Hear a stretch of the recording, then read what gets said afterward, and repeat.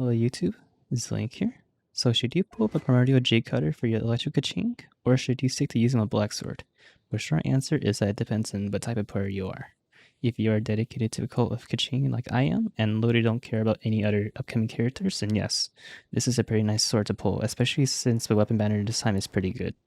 But if you are low spender / free to play, and you want to pull new characters in the future, then I would stick to using a black sword or Reliance War or any other free to play options there might be available in the future.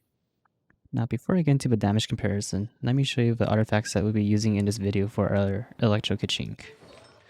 So we are using 4-piece Thunder Super, and these are the artifacts for the Primordial Jade cutter. This is the flower, the feather, the hourglass, the goblet, and the crown.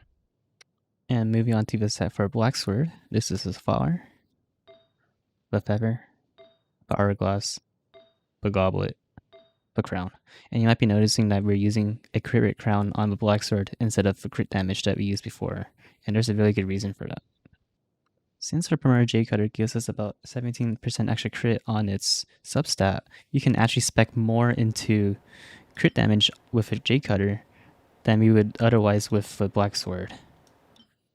I almost forgot to put this in the video, but these are my talent levels for my Keqing. Now I'll be showing you 3 sets of damage comparisons here. So I'll be showing one with the Jade cutter with optimized crit rate crit damage, and I'll be showing you the black sword with the crit rate crit damage ratio that I like to use, and I'll be using the Jade cutter with the same artifact set that I use over black sword. Alright, I will show the stats and the damage numbers on the screen right now. If you need to pause and look at the numbers, please do so, but I will have the numbers on the screen for the rest of the video. Right, looking at our crit rate and crit damage ratio, you can see that the Jade cutter allows us to maintain about the same amount of crit rate as the black sword, while giving us an extra 15% crit damage, which is pretty big. We also have 3000 more HP compared to the black sword build, and the Jade cutter sword also gives us a lot of extra attack thanks to its passive and its higher base attack. As you can also see, both Jade cutter builds perform better than the black sword build, with the Jade cutter optimized build especially shining here thanks to its optimization for crit damage and crit rate.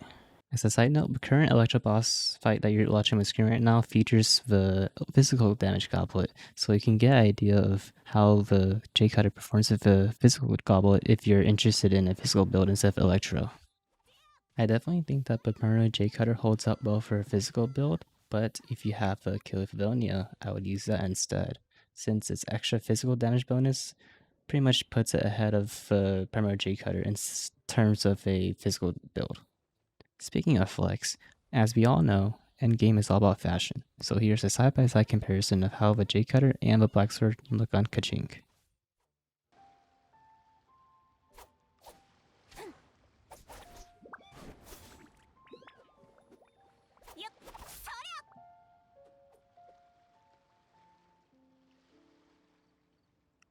Honestly, I think that the Primordial Jade sword works a lot better for Keqing's aesthetic-wise than black sword.